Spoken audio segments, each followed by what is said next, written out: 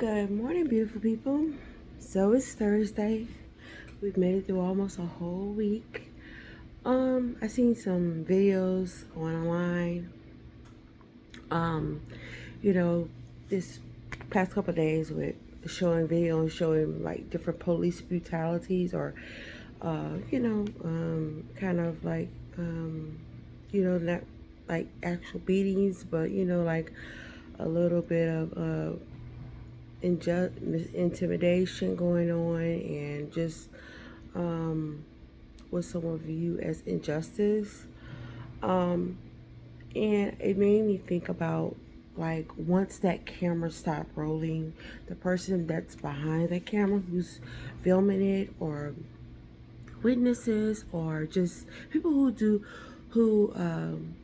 report who report cases on police, the intimidation and the harassment that goes to those people, and it spreads, sometimes not just to that person individually, but to their family, friends, or just the community. And sometimes you know the people the people who's behind that person, or the people who's being intimidated and harassed as well with that person, they feel like they're protecting that person by being quiet, or just you know um, not making any waves, or just you know uh, feeling like if they don't say anything, that it'll go away, or the intimidation or the threats or the harassment will stop. And it usually doesn't. It usually just starts spreading, and whether it spreads to that family or that community, or it just starts spreading to other communities. So it does nobody any good, or anybody any justice, by being quiet.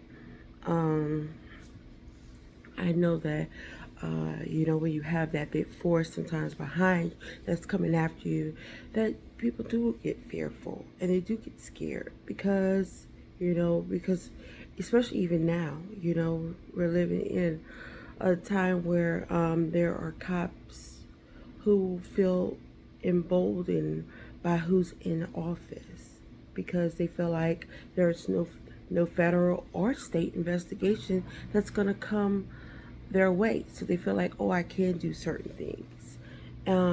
But like I said, you don't do anybody any good by being quiet.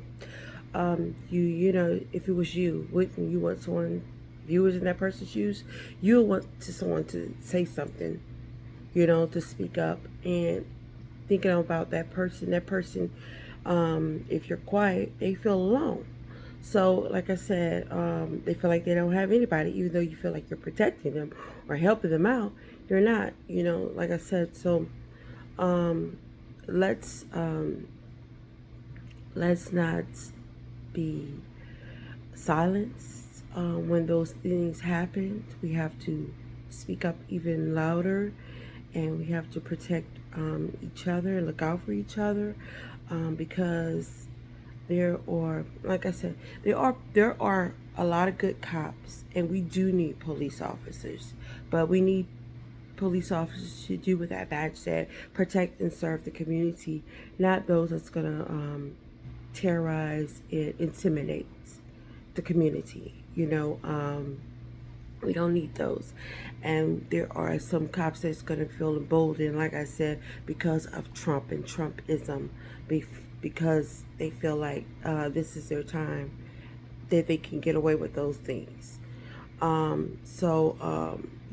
have to let them know that we want cops, but we want the good ones that's there, who's going to honor that badge, that's going to be there that's going to honor that oath that they took to protect and to serve, and who's going to go what that Constitution says, that everybody here in America is created equal, and we all have rights. We all have due process, or entitled to due process. So you know, he pardoned the ones who were violent to cops that day, but the ones that are doing things in his name or in the name of hate, he's okay with those. So that shouldn't sit right with anyone, you know.